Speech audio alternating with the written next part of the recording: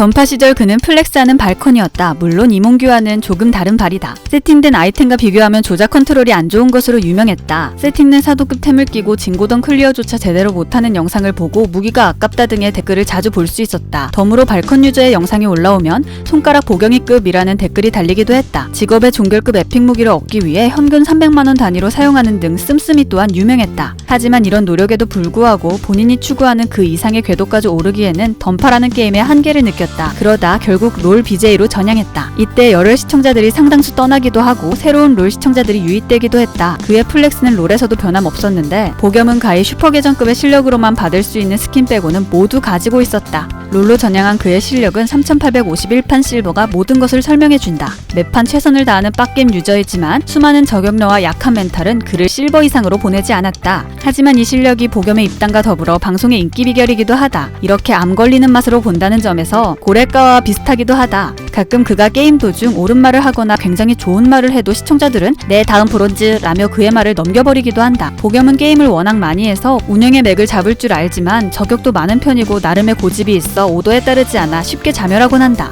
2014년부터 2015년까지 많은 챌린저 상위 유저와 프로게이머, 코치 등을 비롯해 롤계의 명사들을 많이 초청하고 같이 합숙하기도 했다. 게임 도중 욕설도 많이 하는데 자신이 욕을 하지 않으면 방송이 재미가 없어서 그렇다고 밝히기도 했다. 예전에 살던 집 주소가 거의 공공재 수준으로 떠돌았다. 본인은 아예 해탈한 모습을 보여주기도 했다. 종종 팬들이 무턱대고 찾아오기도 하는데 합의 없이 찾아오는 팬들이 잘못한 일임에도 친절히 대해준다고 한다. 고기를 사주고 돌려보내기도 했다. 새 집으로 이사가면서 국민 주소가 사라지나 했지만 방송을 켜놓고 음식을 주문한 탓에 새 주소도 알려줘 버렸다. 이사가기 전 방송 진행으로 인한 소음 때문에 고충을 겪는 이웃집이 많았다고 한다. 부녀회에서 이 문제가 논의된 적도 있는데 한 번은 방송 중 아파트 앞동 주민 아저씨에게 조용히 해달라는 말을 들었다. 이때 복염은 문을 두드리는 사람이 자신을 스토킹하는 시청자인 줄 알고 당장 꺼지라며 쌍욕을 퍼붓기도 했다. 그런데 확인해보니 앞동 아저씨였고 복염집에서 하도 욕설이 들려오길래 진짜 사람을 잡나 했다고 말해 복염은 민망해했다. 2021년 2월 복염은 자신의 유행어로 논문을 쓴 교수를 직접 찾아 나섰다. 복염은 자신의 복염TV 채널에 오플러스 하이루로 논문 쓰신 페미니스트 교수님을 찾아갔습니다 라는 제목의 영상을 게시했다. 해당 논문을 작성한 사람은 페미니스트 철학자이자 소수자의 몸 정치학 연구자인 카톨릭대학교의 윤지성 교수로 알려졌다.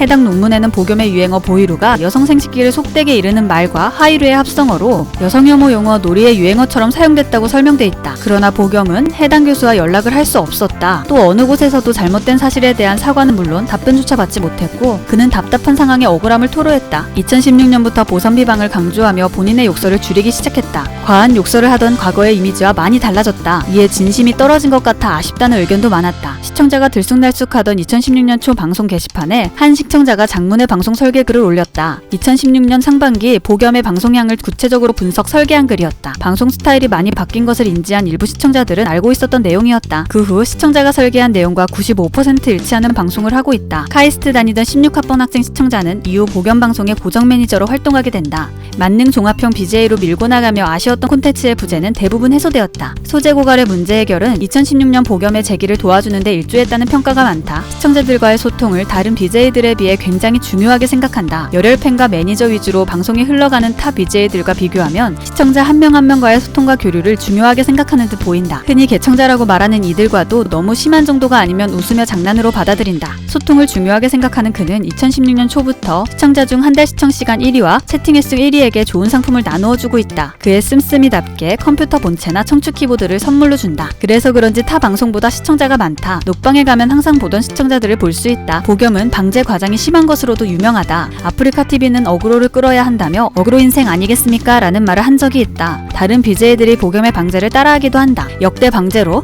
레골라스의 숨겨둔 막내딸 애쉬, 운동회 달리기 1등 공책세건 헤카림, 02년도 유재석급 쿵쿵따 잭스, 여자집에 처음 가보네요 등이 있다. 시청자들도 복염의 방제 어그로 능력은 BJ 중 최고라고 인정할 정도이다. 과거에는 생낚시를 했었다. 생방송을 의미하는 생표시를 달아놓고 녹화방송을 튼 것이다. 무슨 영문인지 생은 맨 앞에 달아놓고 녹화방송을 의미하는 녹자를 맨 끝에 달아놓았다. 하지만 2016년부터는 녹화방송은 아예 틀지 않고 생방송에만 주력했다.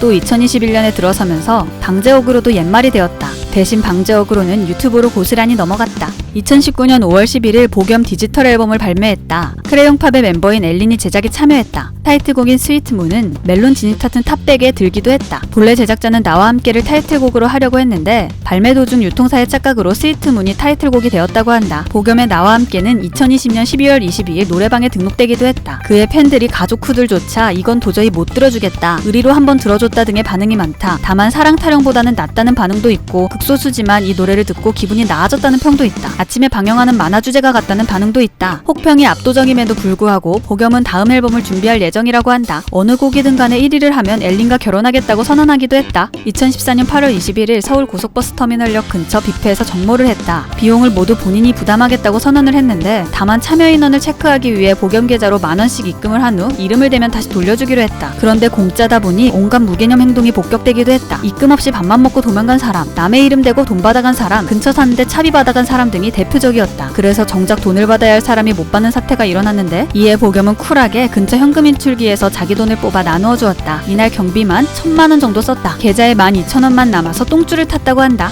2016년 12월 23일 뜬금없이 방송국 자유 게시판에 위니라는 유저의 폭로글이 올라왔다. 위니는 보겸 방송 1위 서포터이며 보겸의 전 여친으로도 유명한 네임드 유저다. 헤어진 이후에도 커플 게임을 하는 등 방송에 출연하기도 했다. 결별 이전에는 보순이라는 이름으로 가끔 방송에 언급되거나 등장하기도 했다. 그런 그녀가 보겸의 폭로글을 올린 것이다. 게시물은 2시간 만에 삭제가 되었지만 화제가 되었다. 게시물에는 여자친구를 폭행한 것, 다른 남자 BJ에게 별풍선을 쏘듯 본인에게도 별풍선을 쏴달라고 강요한 것 등의 내용이 담겨 있었다. 평소 보겸이 방송으로 쌓아온 이미지와는 반대되는 행동에 많은 시청자들의 멘탈은 가루가 되었다. 보겸은 위의 내용을 인정하며 12월 23일 오전 1차 사과 방송을 진행했고 12월 24일 밤 12시 2차 사과 방송을 가졌다. 하지만 상습적이거나 도구를 이용한 신체적 폭행은 없었다고 덧붙였다. 또 방송 전 당사자끼리 만나 별풍선 환불에 대한 긍정적 정리를 완벽히 끝냈고 폭행에 대한 합의금도 지급했다고 한다. 사과도 정중하게 이뤄졌다고 밝혔다. 방송으로 번 돈으로 매달 기부 혹은 시청자 이벤트를 한다. 보육원에 기부도 하고 집안 사정이 어려운 애청자에게 컴퓨터를 기부하기도 했다. 그냥 컴퓨터를 보내주는 것이 아니라 친구 국성과 함께 직접 들고 찾아가 설치까지 도와주었다. 굳이 자기 돈 써가며 컴퓨터를 기부하는 이유를 묻는 시청자에게 그 나이 때는 공부하는 것보다 친구들이랑 어울리면서 노는 게 더 중요하다고 생각한다. 요즘은 게임 많이 하니까 컴퓨터 없는 친구들은 쉽게 아이들과 어울리지 못한다라며 대인배적인 답변을 남겼다. 한두 달에 한 번씩 시청자들의 영화비를 대신 내주고 같이 영화를 보는